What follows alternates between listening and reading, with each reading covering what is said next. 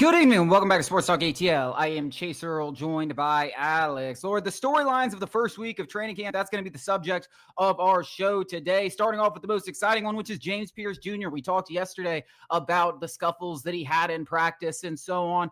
But D'Orlando Ledbetter of the Atlanta Journal-Constitution kind of gave us some more insight into why those scuffles occurred, and it was because he was beating some butt. He was going out there and giving it a little too hard. And, you got these veteran guys coming into training camp. They might be taking a little easy, like, hey, it's no pads day. And then you get a rookie going in there whipping your butt and reminding you, hey, no days off. It's going to make you feel some type of way to understand why those scuffles happen, but it pushes you and iron sharpens iron. Listen, there was a lot of talk about James Pearce Jr., talking about his love to play football, talking about does he want it or not. That's the only reason he fell down draft boards. I mean, he was a legitimate, talent-wise, top 10 pick. I think he's answering those questions, and maybe there's a chip on his shoulder from those questions that called him to fall down the board. Yeah, some teams took him off entirely because of those off-the-field issues. I mean, they were clear and obvious at Tennessee. He had issues at Tennessee, but when you saw him on the field, you saw why he was a preseason top 10 pick in terms. A lot of mock drafts had him. A lot of smarter people than us, thought he was clearly one of the 10 most talented prospects to come out of the draft this past year. And I think it may have been the perfect, recipe, kind of like where, a guy is slighted and he is clearly responding in a way where it's like, hey, I'm out here to get better every single day. And he needs that, no doubt. But Terry Fontenot and the Falcons need him to pan out more than James Pearce needs James Pearce to pan out. This is a large gamble the Falcons took on James Pearce Jr. because essentially, if the Falcons are not within a couple of picks of the 26th overall pick in 2026, which is what the Rams traded away to the Falcons, you could kind of write it off as like, hey, we may have, this may have not have worked out. Now, obviously, 1 year of James Pearce Jr. is probably not enough to, write big conclusions on. Early returns are positive. Early returns are really positive. I mean, I understand that. I mean, I'm sure you know it when some newbie, some guy who's never played football is going 100 miles an hour in spring ball. It's like, dude, we're just out here to just get by. We're just getting through. I still love it. I mean, you're the Atlanta Falcons. I know you're Jake Matthews and you're stalwart here in Atlanta. You're consistently, a fringe top 10 left tackle in this league. But we're the Atlanta Falcons. Maybe we need some of this. And if it's a rookie that gets us, going, so be it. I mean, it just feels like this has been forever. I want some fights. I like the fire. I don't mind one single bit that it's a rookie that's getting in a veteran's butt. I think if that's what it takes, we've got bigger problems. Yeah, I mean, I think just beyond the fights and the skirmishes, because we've heard Raheem Morris kind of say, oh, we don't want that. But then he follows it up with, yeah, but that edge that James Pearce is bringing to practice, we do like that. And we do like that. So it's always a and but. Oh, yeah, we don't like but we really appreciate the intensity and him being able to lock back in and then go out there and make some more plays. And then when you start hearing it from the players pretty immediately, because the players know.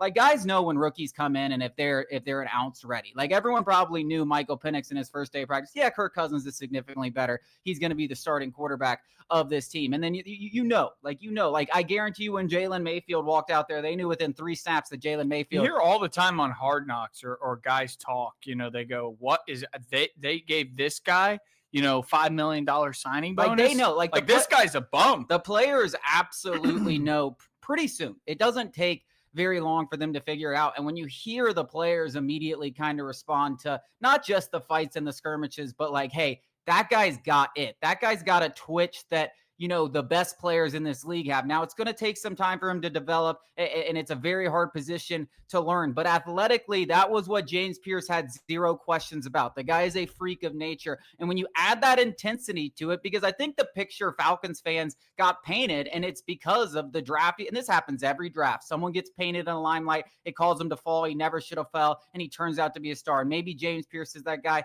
Maybe he isn't. But the picture that was painted was like, this is like a Vic Beasley. Like, this guy doesn't love the game. I mean, that is the picture we were given. And Falcons fans know what a Vic Beasley is like. And I never saw Vic Beasley going out there on the first day, even trying, let alone going out there and starting fights and bringing the intensity and pushing guys from day one. I mean, Vic Beasley didn't do that once in his entire career. So I think the narratives that were painted, the picture that was painted, at least right now, looks completely and totally false. And that's good on the Falcons for recognizing that. I mean, it really is. If that turns out to be a bunch of smoke and you saw through it and got him late in the first round, a borderline top 10 talent, you got to give credit to Terry Fontenot. I know we're talking early, but you do. He said, that I don't want to say appreciated. I forgot the exact words, but he said, that inspired him or it gave him more energy or more motivation to reward the Falcons for trading a first round pick in the future to come back in, even though everybody knew about all these red flags that you had, that they said, we believe in you, that he said that brings a certain level of motivation that you didn't already have, that you want to prove them right. And I think, that goes for any area of life. I think a lot of people are like, yeah, I want to prove, you made the right decision hiring me. You made the right decision promoting me. You made the right decision trading a first round pick and drafting me when all these other teams, I'm not even on their board. I didn't even get a meeting with some of these teams. So I think if you're the Falcons, you love the early returns. And if you're James Pearce Jr., keep going, dog. I mean, this is...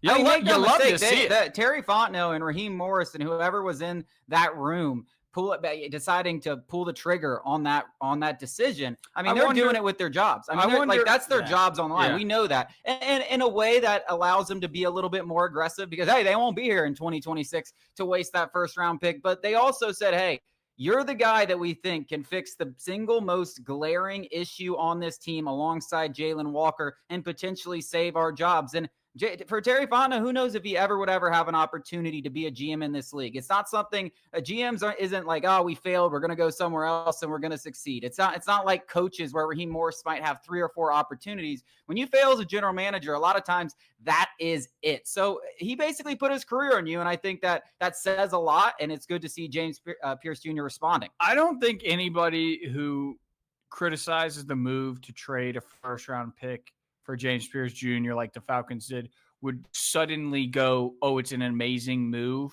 But I do wonder if there would be a little bit of a change in the tone, maybe not so critical, if it were a different team with a track record of doing these kinds of moves and getting away with, like the Chiefs, the Eagles, the Ravens, track record teams who go, we take troubled kids in and we make them into stars. The old Seahawks teams. Right. Like, do you wonder? I do think now. I don't think somebody's going to completely change, 180 where they go, "Oh, it's a genius move."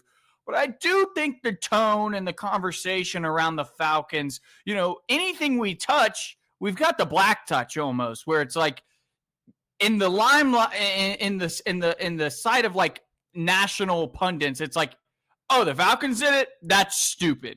Generally, sure, we don't deserve the benefit of the doubt.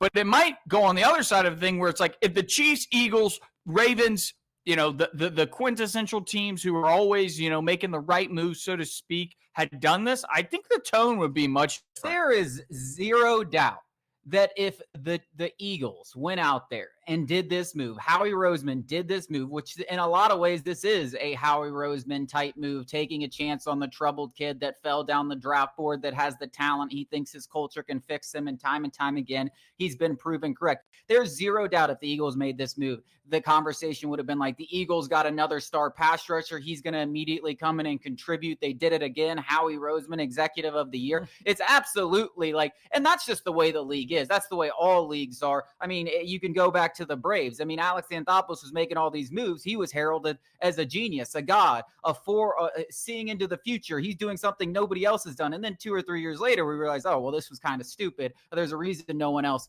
does moves like this. But there's zero doubt if a organization, and that's why when you talk about grading these draft classes and judging these draft classes and the most polarizing picks, it's all so stupid because so much of it is built in to the perception you have of the teams. Like, and remember the Chiefs were just lauded for the Clyde Edwards-Helaire pick. They went and reached him. They drafted, and everyone was like, "Oh, that's genius. He's going to fit right." It was a terrible pick. Well, it was a terrible pick. I think we traded with the Rams, who are like that team where it's like, oh, Les Snead, Sean McVay, they can do no wrong. They swindled the Falcons. There's absolutely no way this could possibly be, I don't know, a win-win. I'm not going to say the Rams are going to regret their decision, but I'm also like making the case maybe the Falcons aren't going to regret their decision either. Well, like, I think win-wins exist. Yeah, I think no matter what, the Rams will be probably pretty content. I imagine 100%. The pick next year will be slightly better. Hopefully it's not too much better, but it's also a year away. So, it's a lot more valuable when you have the 26th overall pick this year than the 26th overall pick next year. And maybe they didn't like someone, but regardless, no matter where the Falcons finish, if James Pearce can finally become the 10-sack guy, we don't give a crap. It doesn't matter if we're bad next year and that was a top 10 pick. Like, we found our top 10 pick in the form of James Pearce Jr. I mean, that's factual. Listen, if we're picking in the top 10, if James Pearce Jr. is the guy, why does that matter? You got him. Because then you wouldn't have James Pearce Jr. Well, top 10. I mean, you just don't know who's going to be in the top 10. Top 10 quarterback class next year is going to be unreal. That means that a guy, unlike, I don't want to say, I can't think of any pass rusher off the top of my head right now, but I'm just saying, like, listen, if it's a top 10 pick, I don't care if James Pearce Jr. is a hit. Like, it's still, wasn't a good move because you traded away a pick that would be seen as way more valuable. But if James Pearce Jr. is a 10-sack guy, he would be a top 10 pick in any draft. Sure. So I think there is it will get looked at that way, and the Rams will be very happy. But if you're the Falcons, I still think if you get your 10-sack guy, especially with how bad this organization has been at drafting pass rushers, I don't think it really matters. Now, the quarterback thing, if you're picking in the top 10, you probably need a quarterback. So there's obviously that. But at that point, the Falcons will be in such disarray if Michael Penix is that bad that I don't think anything matters. If we're picking in the top 10, I'm not going to come up here and say, well, we won't be picking in the top. The Rams will be picking in the top 10. I don't think that's going to happen. So I don't think that's going to happen. Because you got even if you get an injury, listen, throw Kirk Cousins. We've got the best quarterback in the league. Unless both quarterbacks got to, God forbid, hopefully something like that doesn't happen to the Falcons. But I think that my number one takeaway, and we'll get into several more coming up after the break, undoubtedly, I think James Pearce Jr. has left an imprint, and I think he's come in with a chip on his shoulder, and that's exactly what you're looking for across this Falcons defensive line.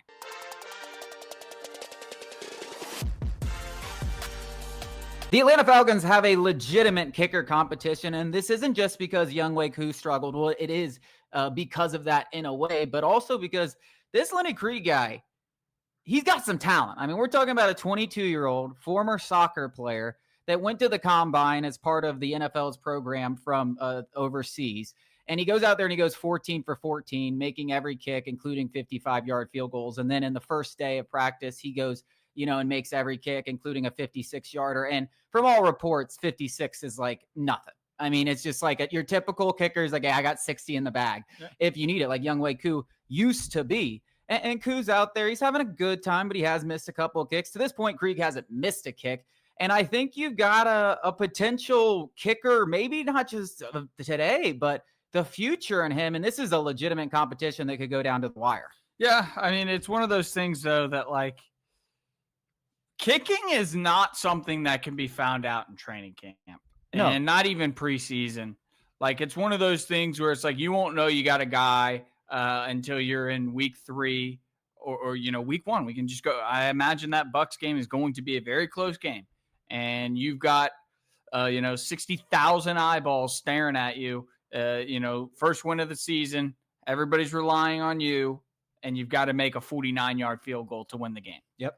Like, we can all sit here and say that Krieg or Craig or whatever his name is, is busting down Flowery Branch field goals, but that's a lot different than, in the middle of, let's say, the Superdome when you need a win against your most hated rivals, or, Monday Night Football, Sunday Night Football. We've got a lot of primetime games this year. We expect to be in a lot of close games this year. For one, I think that, it's one of those competitions where, like, he has to blow Koo out of the water, like, for me to even consider moving off of Koo this offseason. Like, he really does. I know the money thing. I don't even know how much money they save. I'm sure you do, but, like, it's not much.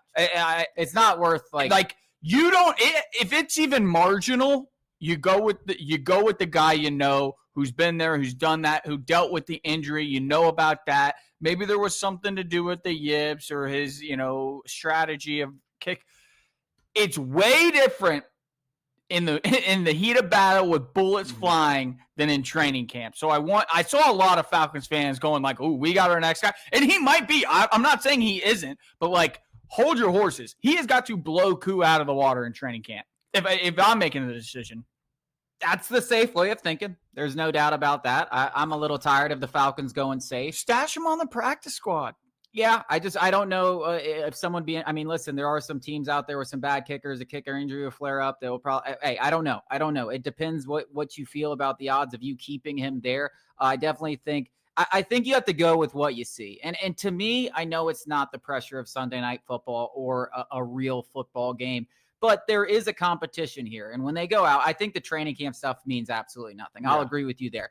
But in terms of preseason opportunities, I do feel like, both of these guys want to make the roster. In a way, they're playing for their jobs. I feel like that carries at least some essence of pressure to perform under pressure. It's not nothing. Yes, it might not be Sunday Night Football. But it's not nothing. Yeah, it's not nothing. So I feel like, if there's a clear winner there, you go with – I just think – I don't know if Koo did enough at the end. And it also depends what you know about the medicals of Koo. Was it really medicals? Was it a lot more yips than medicals? If I'm Raheem Morris or Marquise Williams, maybe not Marquise Williams because he's your guy. He's your special teams coach. He's the guy who's in your corner. I mean, maybe you need somebody who's just a butthole. I don't know. Somebody needs to go up to both of these guys and put some absolutely unnecessary pressure where it's like, hey, Koo, you're not feeding your family. Dwayne Ledford and Jeff Holder. Yeah, like literally, you're a bum. You're not going to do anything in life. Like, we need some sort of pressure where it's like there is like the thought, and I know the thoughts are probably there, but somebody in his ear going,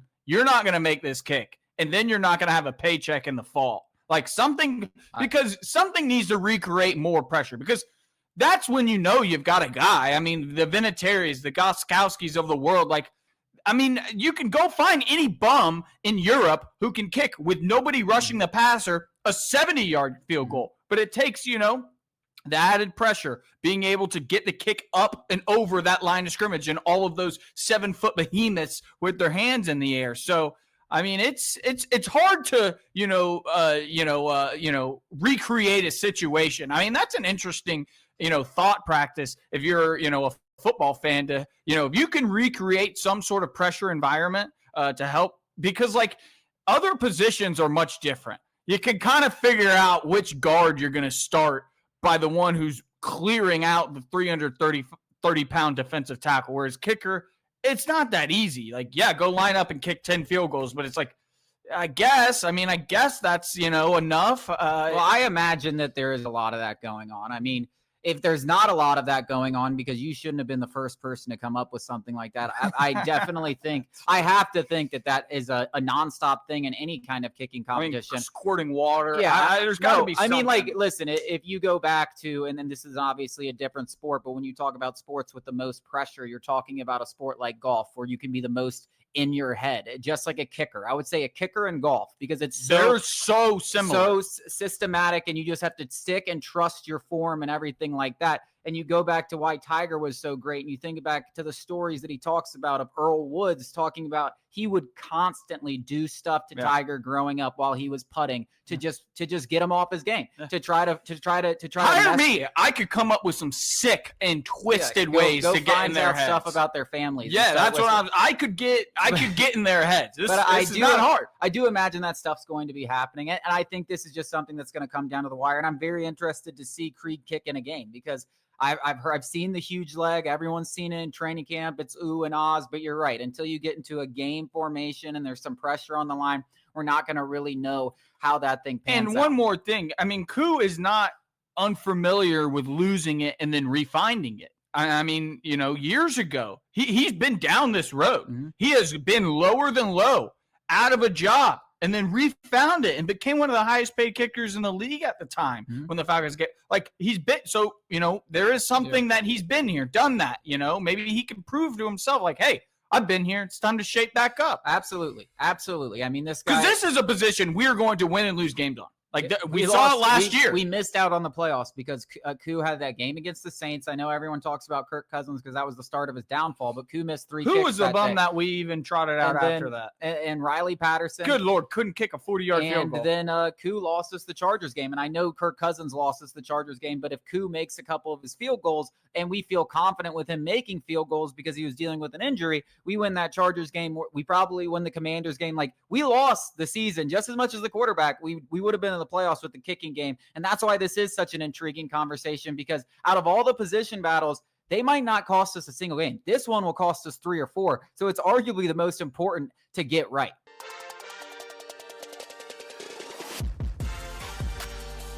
The Atlanta Falcons head coach Raheem Morris talked about the injury to Darnell Mooney, which was revealed as a shoulder injury that will keep him out for most of training camp. He was asked if he would be ready for week 1. And Morris gave a nonchalant, we don't know yet. We know it's going to be a few weeks. And if you do the math, we're about 6 weeks from the start of the season. And hopefully that means he'll be ready for what will be a very pivotal matchup. You get a home game to start the season against the Tampa Bay Bucks, the defending champions, the 4-time defending champions in this division. So it's one that you really need to win. And losing Darnell Mooney would be a huge loss, because if you look at where Tampa Bay, and if you remember last year where they're the weakest, they have a bad secondary. They have a bad defense. Like, those were shootout type of games. They're going to score on us. There ain't no doubt about that. We're going to have to put up points, and having a guy like Darnell Mooney makes it a lot easier. Had an amazing game at home on that Thursday night. I think he had 160 yards or something against him in that first game last year. Yeah, not great, Bob. Not great. You hate that. But to be fair, this is the time of the year where we know Falcons and injuries, particularly Raheem Morris and injuries, they don't go together well. It's like, we refuse to. We don't know how to handle injuries, I guess, to literally the 2 most important people on the team at that point in the seasons, Kirk Cousins and Younghoe Koo. But again, he doesn't have to say anything. I do think that if it was good news, he would relay good news. But that doesn't mean it's not good news. That doesn't mean he won't be ready for week 1, because this time of the year, he doesn't have to say anything. So while I will immediately attack Raheem Morris at any given opportunity, because I do not think that he is the guy to get us over the hump, I would love to be wrong. But this isn't one of those moments. Hopefully, we're handling injuries better this year. Darnell Mooney is probably one of those cases, unlike Koo, unlike Cousins, where you go, how do you feel? You kind of go, okay. And in fact, not. He is not one of those guys. I really don't. I think he would play through anything. And I think Darnell Mooney is 3 times more valuable in the latter half of the season healthy than the first half. I know we got all these tough games, but that week 1 matchup is not going to be decided by Darnell Mooney or not. And you mentioned it, the weak point of the Buccaneers team is their secondary. So honestly, if you did have one guy, to be missing, it might be where you're attacking their weak point. Like, I'd rather have Darnell Mooney out than, say, Jake Matthews or Caleb McGarry. Yeah, I mean, remember the Bucs made Kyle Pitts look like a superstar. Yep. So, I can agree with you. I mean, Cordero Hodge caught the game-winning touchdown pass in that first matchup. Like, they're Swiss cheese on that side of the ball, specifically in the secondary. And I think when you have a Ray McLeod, who had a very good year last year, DJ Chark, who you're welcoming, Drake London, Kyle Pitts, Bijan Robinson, and hopefully Michael Penix is playing a very good game in that first matchup, you still should be okay offensively. And you still have Kadero Hodge as well. So there's enough receivers on this team, especially after the addition of DJ Chark. And I think that had to play at least a little bit of a part of why they got him, just in case someone goes down. Imagine if AJ Terrell was to miss this first week. We're done. Or even Mike Hughes. Done. Like those guys are infinitely more. And I'm not saying Darnell Mooney is a better wide receiver than Mike Hughes is a cornerback. But just for this instance, like rest up, Darnell Mooney, because we're going to need you. Eventually, we will need you. Where it's like we're playing one of the best secondaries in the league, and Ray McLeod cannot get open because he is Ray McLeod. Where we need you, Darnell Mooney. Where this might not be one of those instances where we need every single defensive back possible because this Bucs wide receiver core might be the best in the league. I mean, at the end of the year, we could look up. It's going to be stupid. Ibuka is getting tons of praise. He was nasty at Ohio State. He's the perfect complement.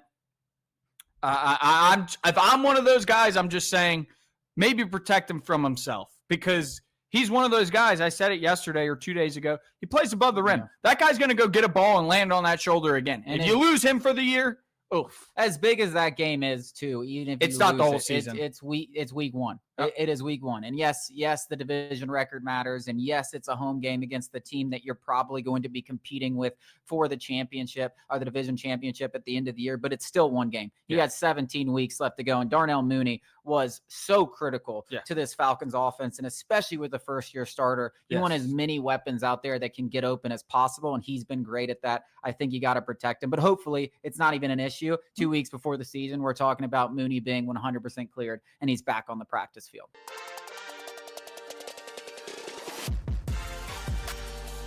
The SEC is known for some of the best rivalries in all of college football. The Iron Bowl, the Egg Bowl, Georgia and Florida are some of the best. But what about the underrated ones that people don't talk about enough? Alex, I'll let you start. Yeah, I want to preface by acknowledging, if you're an SEC fan, a lot of our fan, it's Braves country, it's SEC country. So these rivalries are obviously to you going to be well, yeah, of course that's a huge rivalry, of course. But if you go and ask a Big Ten fan or a former Pac-12 RIP or the Big 12 or whatever, AAC, whatever, the quintessential SEC rivalries are very clear. And I really think there's three of them.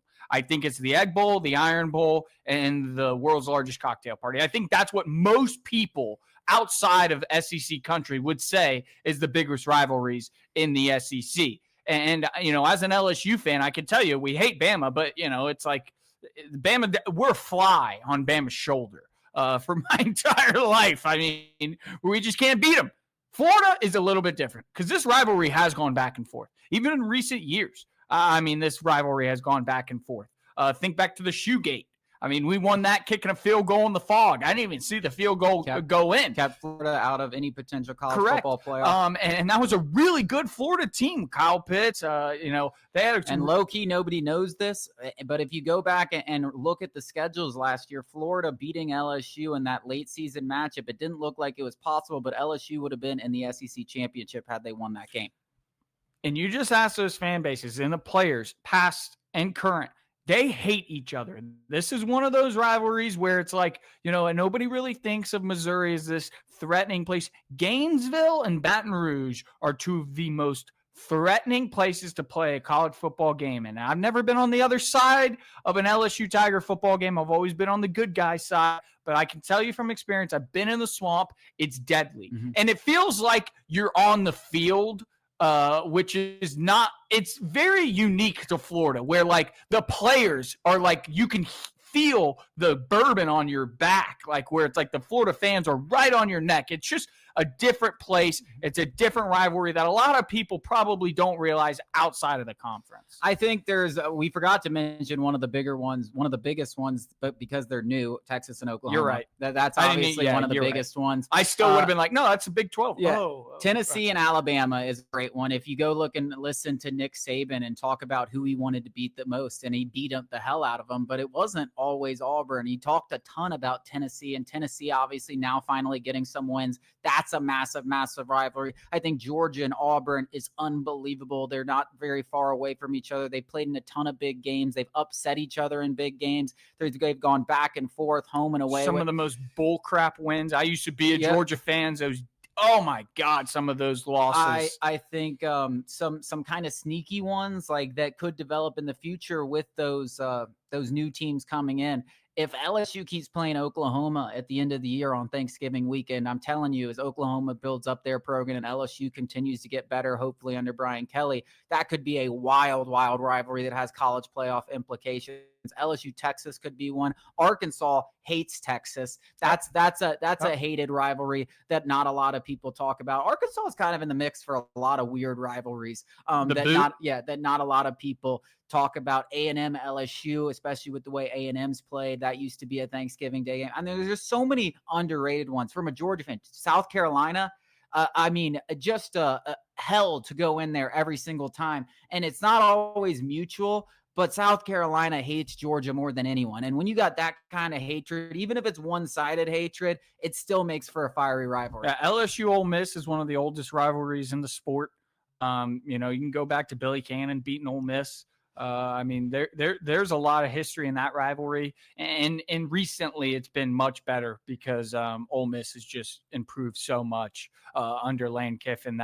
Correct me if it feels like every single game, especially the past 2 years, they've been two of the best 10 games in the entire college football season.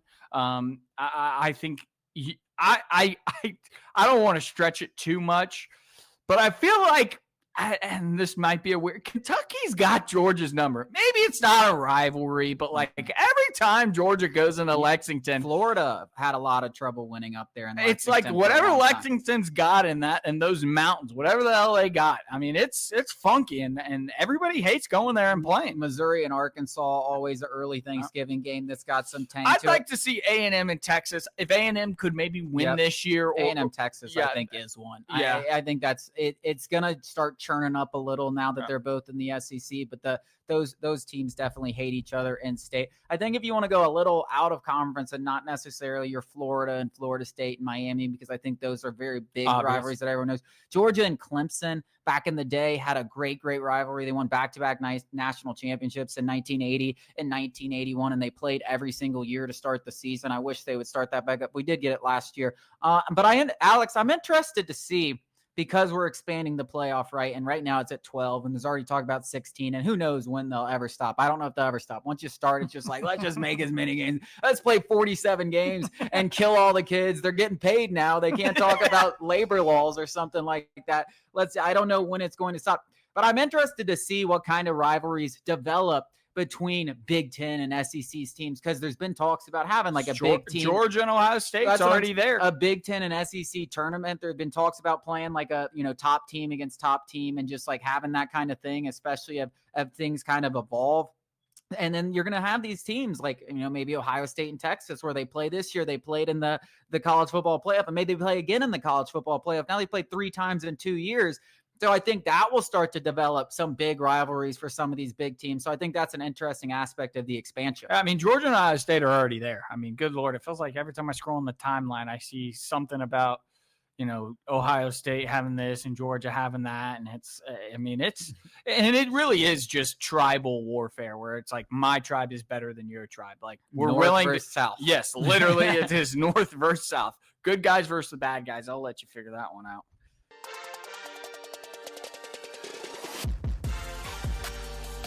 Some interesting conversation surrounding the last thing the Hawks really have to do on this checklist, and it's one of the biggest. It's, hey, are we going to re-sign Trey Young to an extension? Now he's eligible for a max extension, which will pay him 4 years, $229 million. What?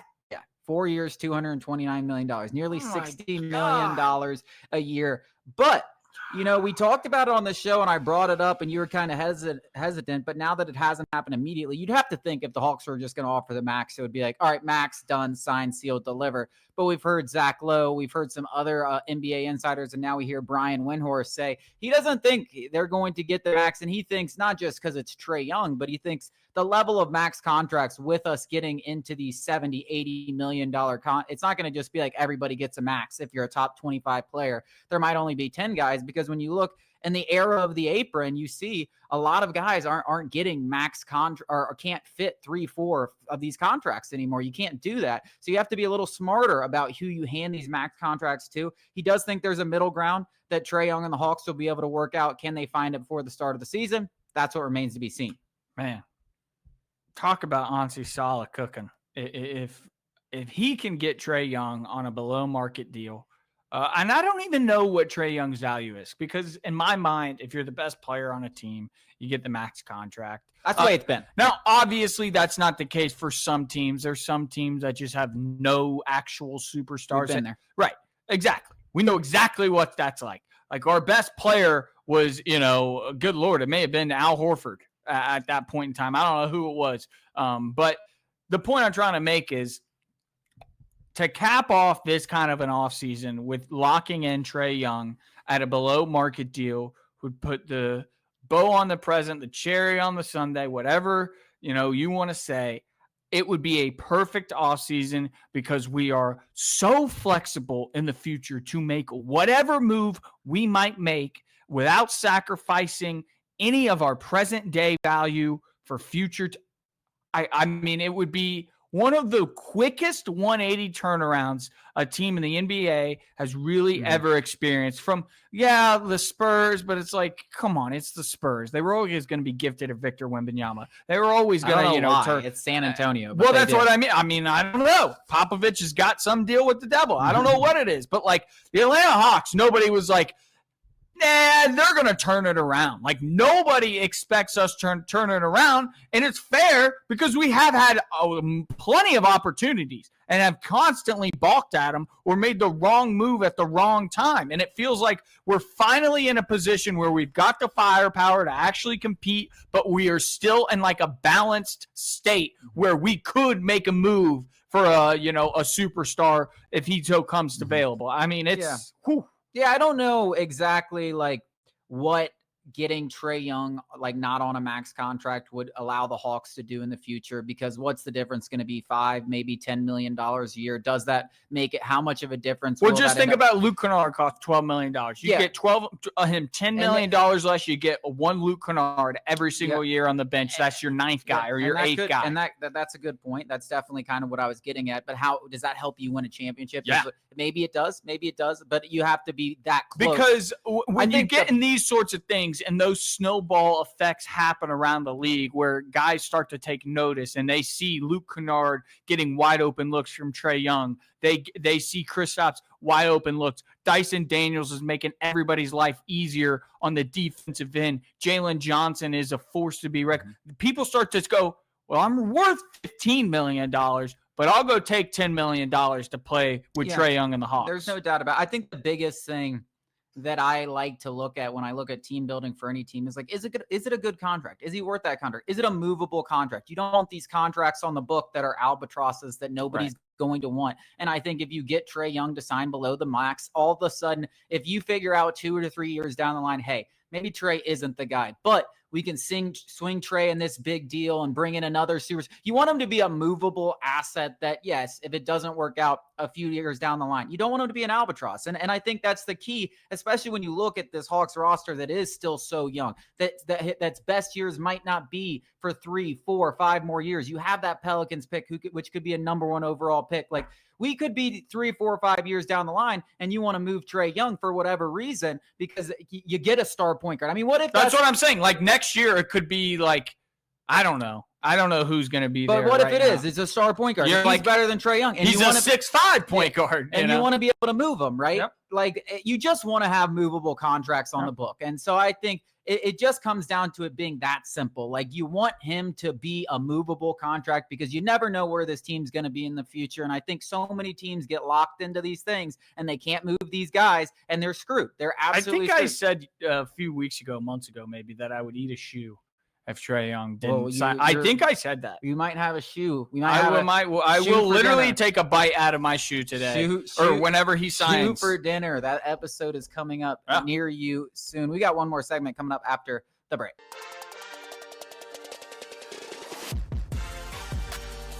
Drake Baldwin is a minus 150 favorite to take home the Rookie of the Year, which would guarantee the Atlanta Braves another draft pick, which when you're looking at this roster, we can use all the draft picks that we can get. Alex, will he seal the deal over the final 2 months of the season? Well, I don't think I think he's already been through a couple of slumps. So, unless he goes through an absolutely extended, horrible slump, no.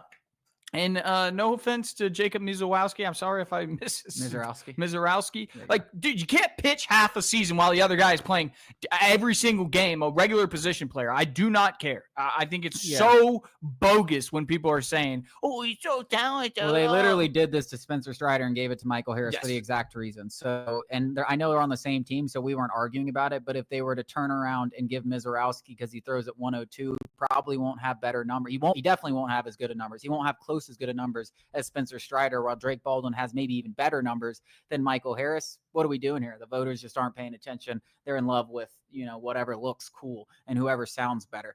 That wraps up our show for today. Thank you guys so much for joining us. We'll be back with you tomorrow.